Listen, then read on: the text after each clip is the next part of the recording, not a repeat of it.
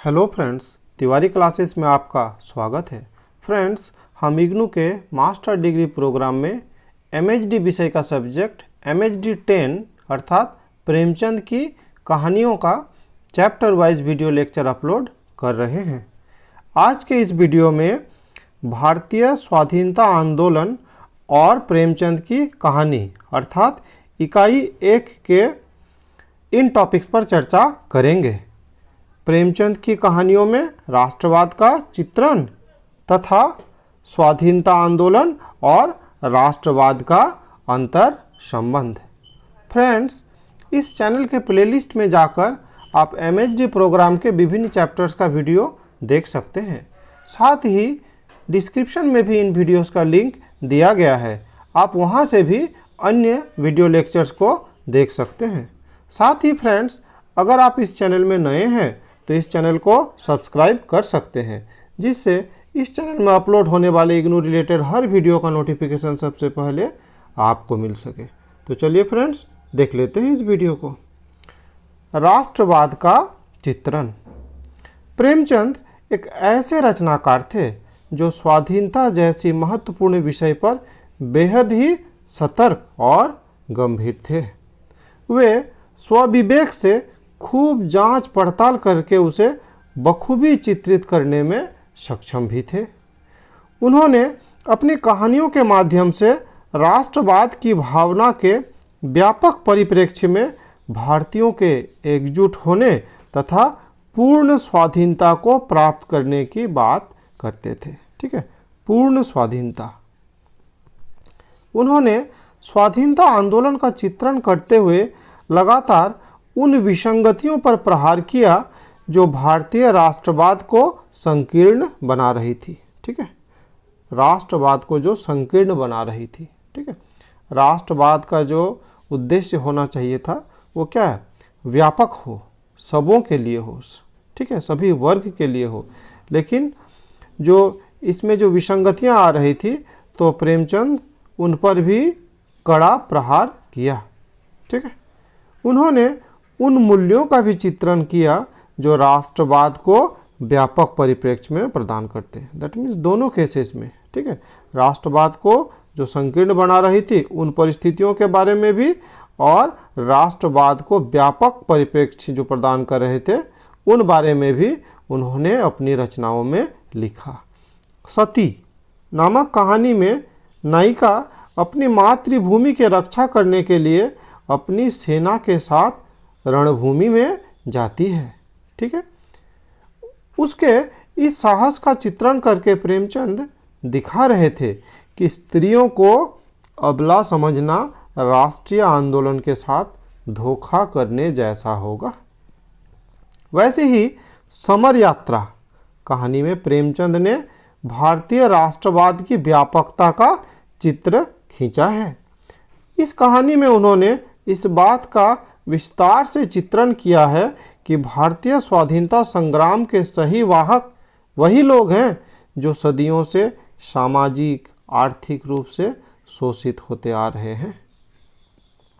इस कहानी में उन्होंने इस वर्ग की देशभक्ति और साहस का प्रभावशाली वर्णन किया है। वैसे ही आहुति नामक जो कहानी है, इस बात का चित्रण किया गया है कि किस प्रकार से स्वयं सेवक अपने प्राण हथेली पर लेकर स्वदेशी आंदोलन को बढ़ा रहे थे। पिछले वीडियो में भी इस बारे में चर्चा किया गया था कि स्वयं सेवक घर घर जाकर, हर दुकान जाकर लोगों को समझा रहे थे कि वे विदेशी सामान का बहिष्कार करें। ठीक है, तो ये उन लोगों के लिए बहुत ही खतरा पूर्वक कार्य था, क्योंकि अंग्रेज कभी भी उन लोगों को मार सकते थे और मारते भी थे। ठीक है, तो वे लोग अपने प्राण हथेली पर लेकर भी इस आंदोलन को आगे बढ़ा रहे थे। वैसे ही पत्नी से पति नामक जो कहानी है, इसको भी राष्ट्र प्रेम को सर्वोपरि स्वीकार करने में महत्वपूर्ण भूमिका निभाई है। इस कहानी में पिछले वीडियो में भी चर्चा किया गया था नहीं कि जो पत्नी है वो कांग्रेस का समर्थक है और जो पति वो अंग्रेज का वफादार है। तो पत्नी अंततः पति को समझाने में सफल हो जाती है कि राष्ट्रीयता ही सर्वोपरि है। ठीक है, अर्थात राष्ट्र प्रेम को सर्वोपरि स्वीकार करने में इस कहानी का महत्वपूर्ण भूमिका है। वैसे ही मैकू नामक कहानी में मनुष्य के बदलते भावों को स्वाधीनता आंदोलन से जोड़कर एक नया अर्थ देने की कोशिश की गई है। राष्ट्रवाद की व्यापकता को प्रेमचंद ने जानवरों के माध्यम से भी व्यक्त किया है। ठीक है, दो बैलों की कथा शीर्षक कहानी में बैलों के सत्याग्रह को दिखाकर वे यह सिद्ध कर रहे थे कि इस अस्त्र के द्वारा भी हम विरोधी को हरा सकते हैं, अर्थात सत्याग्रह के द्वारा भी हरा सकते हैं। आपने पढ़ी होगी ये कहानी, दो बैलों की कथा, है ना। दो बैल है, हीरा और मोती। ठीक है, तो किस तरह से वो गया के पास से भाग जाता है, नहीं, इसको वर्णन किया गया है, विस्तार से वर्णन किया गया है कि वो लोग अन्याय अत्याचार को नहीं सहा और मुक्ति का रास्ता को अपनाया। ठीक है, तो इस तरह से जानवरों का भी उदाहरण प्रेमचंद ने लिया है। प्रेमचंद ने अपनी कहानियों में राष्ट्रवाद की व्यापकता को चित्रित करते हुए पूर्ण स्वराज की मांग की। ठीक है, पूर्ण स्वराज अर्थात छोटी मोटी मांगों को पूरा करने से नहीं होने वाला है, हमें पूर्णता स्वाधीनता चाहिए। ठीक है, राष्ट्र को सर्वोपरि समझने की भावना, स्त्री की भागीदारिता, किसानों का विद्रोह भाव पर विशेष बल दिया है।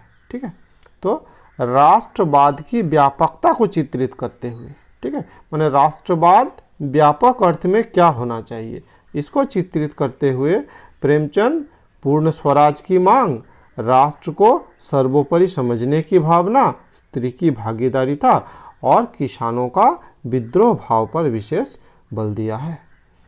प्रेमचंद की दृष्टि में उस राष्ट्रवाद में व्यापकता नहीं आ सकती जो क्षुद्र स्वार्थों को महत्व दे।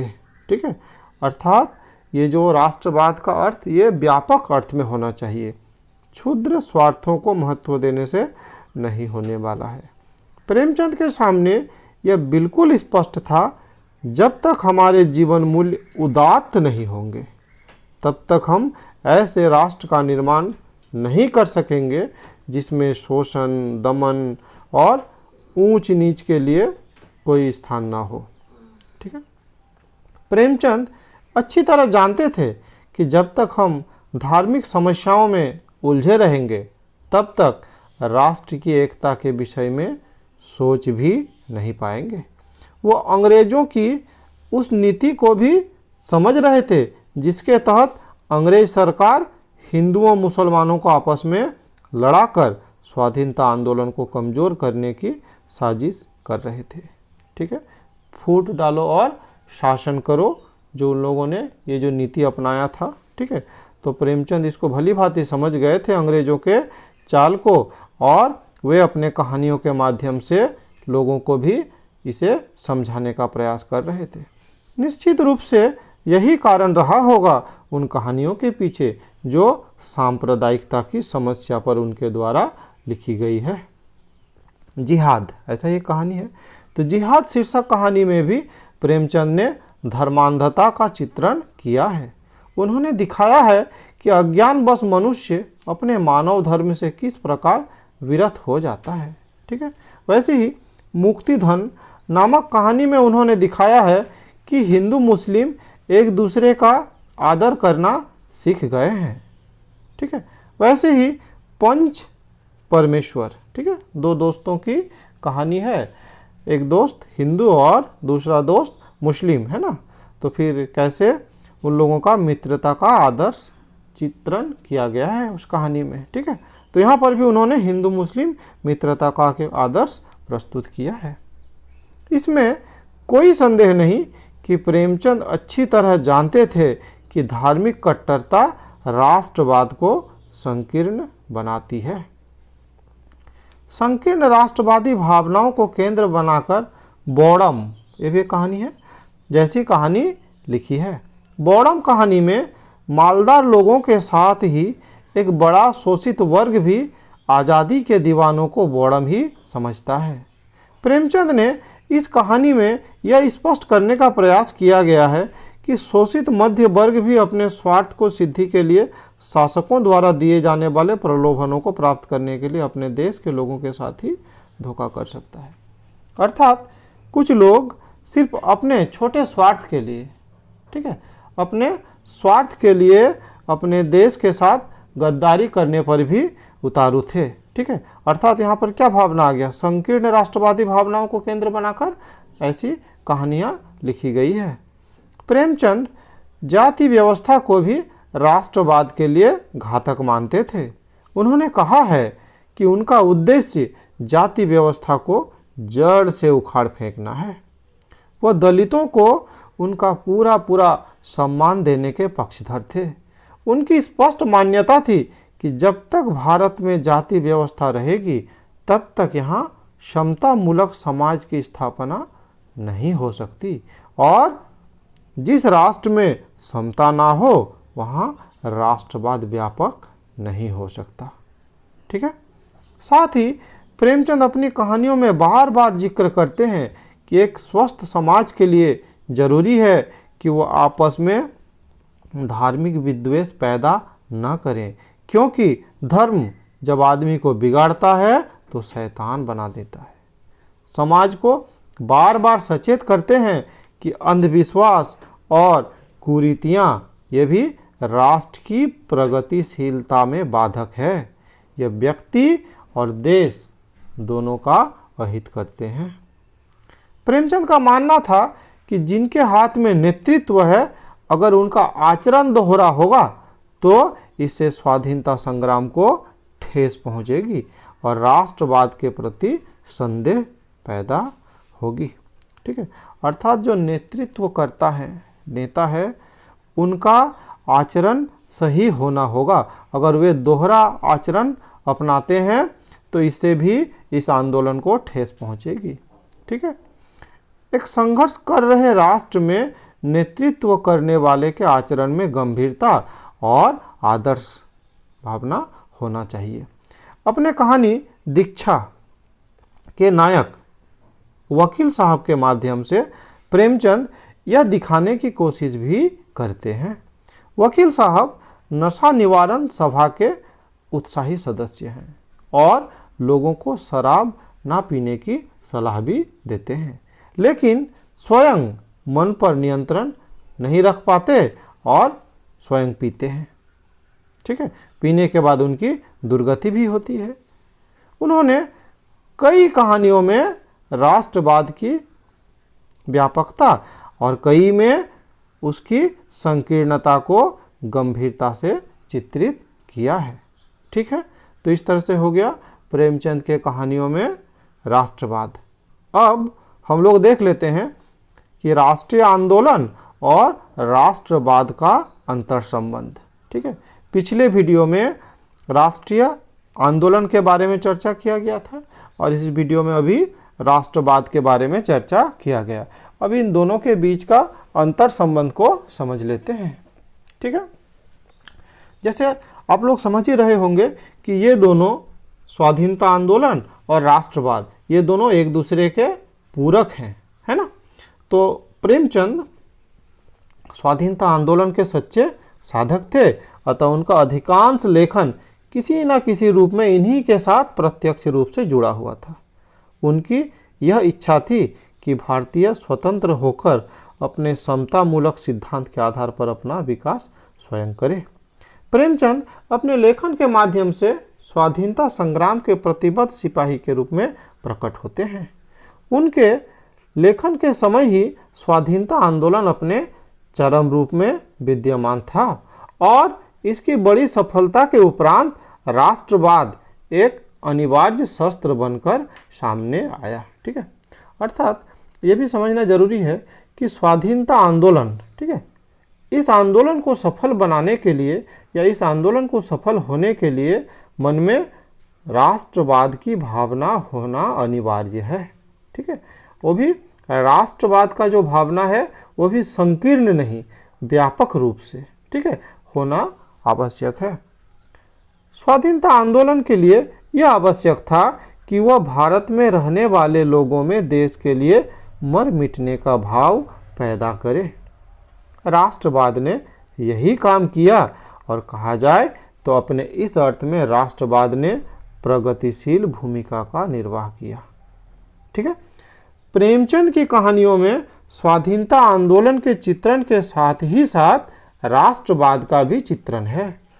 प्रेमचंद की कहानियों में स्वाधीनता आंदोलन और राष्ट्रवाद एक ही सिक्के के दो पहलू के रूप में चित्रित हैं, ठीक है। तो उनकी जो कहानियां हैं उनमें स्वाधीनता आंदोलन और राष्ट्रवाद एक ही सिक्के के दो पहलू हैं, ठीक है। इससे स्पष्ट हो जाता है कि दोनों किस तरह से एक दूसरे के पूरक हैं, एक दूसरे से जुड़े हैं, एक दूसरे से अन्योन्याश्रयी संबंध रखते हैं, ठीक है।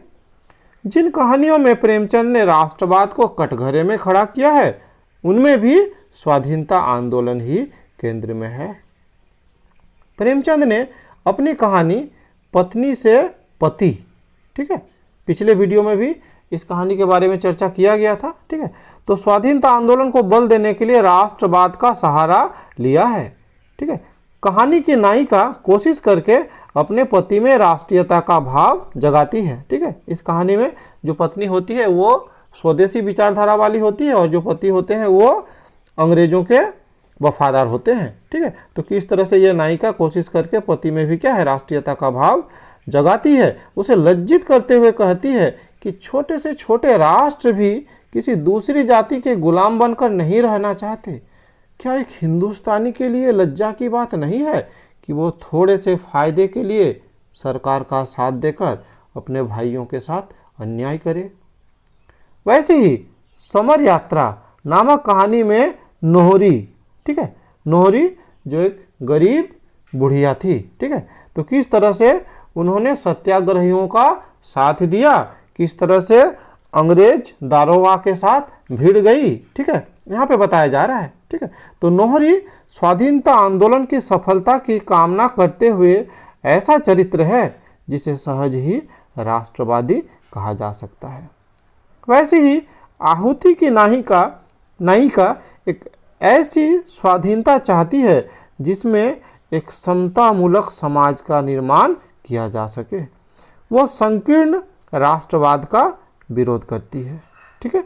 संकीर्ण राष्ट्रवाद को तो प्रेमचंद ने आधुनिक समाज का कोढ़, ठीक है, आधुनिक समाज का कोढ़ कहा है, ठीक है।